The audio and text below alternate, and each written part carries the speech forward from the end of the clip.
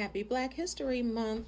All right, so as an educator, I honestly, and just as a person, we all know this, I get tired of every February, it's the same black folks who are studied or who are talked about. We have Rosa Parks, we have Martin Luther King, we have Malcolm X, we have Harriet those seem to be the four that are talked about the most. We have to talk about others to the other adults we know and to children we know, because I don't mean no harm or disrespect to Miss Rosa Parks. She is black history in itself. But you guys know that Rosa Parks wasn't the first one who refused, the first woman who refused to sit on the back of the bus. There was a 16-year-old, some reports say 15 or 16, but it was Claudette Colvin, right? And she refused, but because she was a child, because they didn't want to have her the face or the mother of the civil rights movement. 9 months later, it happened with Rosa Parks, and that's when everything was written in the books. But the 15-year-old Claudette, she got arrested because she refused to give up her seat. So what an amazing teenager that was. She was like, we ain't doing that, right? So let's celebrate her in Black History Month as well. So how did Black history get started? Carter G. Woodson started Black History Week in 1926. It was really Black Negro Week, History Week. And that week was the second week of February in honor of Abraham Lincoln and Frederick Douglass's birthdays. And if you don't know the significance of that, do your Black history homework. All right, so when did it become a holiday? Not until 1976.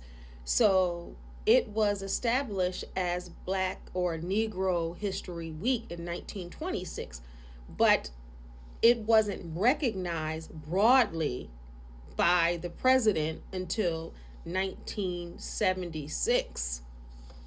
I was like 5 years old. So shout out to Carter G. Woodson. Let's learn more about him during Black History Month. We're going to kick it off right here, right now. He was the first member of the first Black fraternity, right? First Greek ever, him. In 1915, he founded the Journal of Negro History.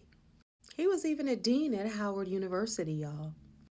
He made more history. Guess what he did? He was the second Black person to receive his PhD from Harvard University.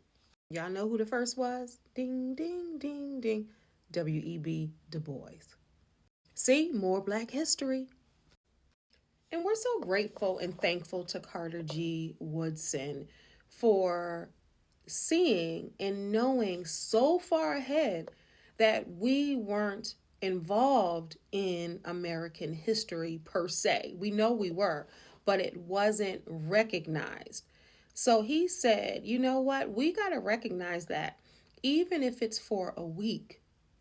And then people say, well, they gave us a month, but it's the shortest month of the year. But he started it in February, as I told you, to honor who? Let's see if you were paying attention.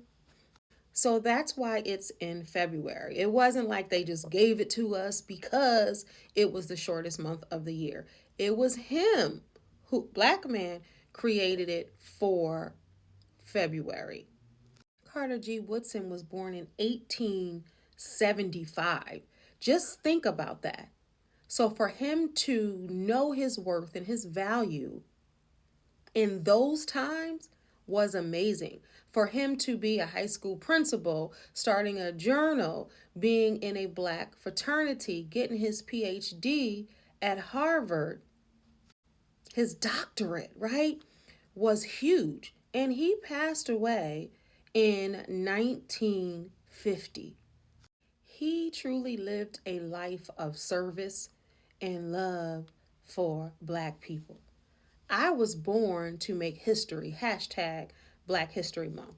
You know, I had to make this right for myself and to allow other people who are Black, African American, I like to be called Black, to know that you were born to make history.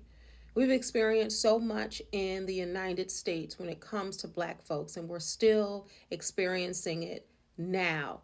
So, to be able to acknowledge one another and the contributions that we've made in the United States and beyond is incredible.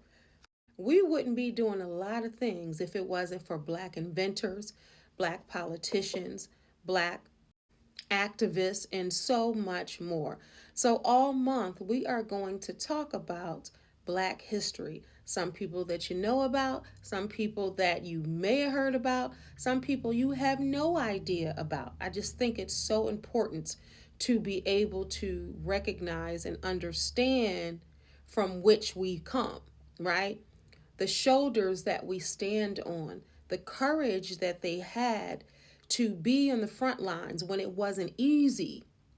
You could really get hurt or not be here anymore. So for them to be able to take a stand and walk in all of their glory as Black people in a time like that and even now is just powerful beyond measure. I'm so honored and so proud to be a Black woman. It means everything to me, how I walk, how I talk, how I see things, how I view the world, how I view family and love and everything else. And to be a person of service and wanting to give back is just Black history, right?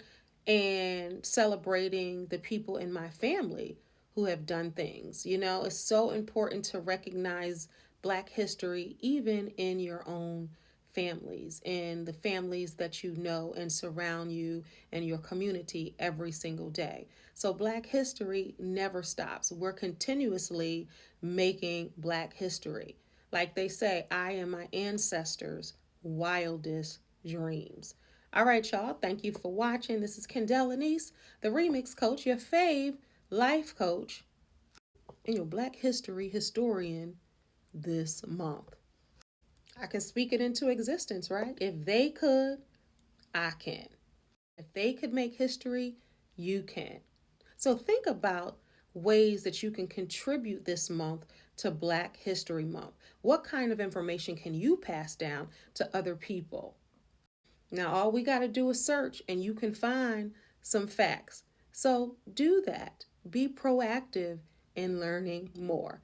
Kendall Lenice, the Remix Coach. God bless y'all. Peace. Happy Black History Month. Woo!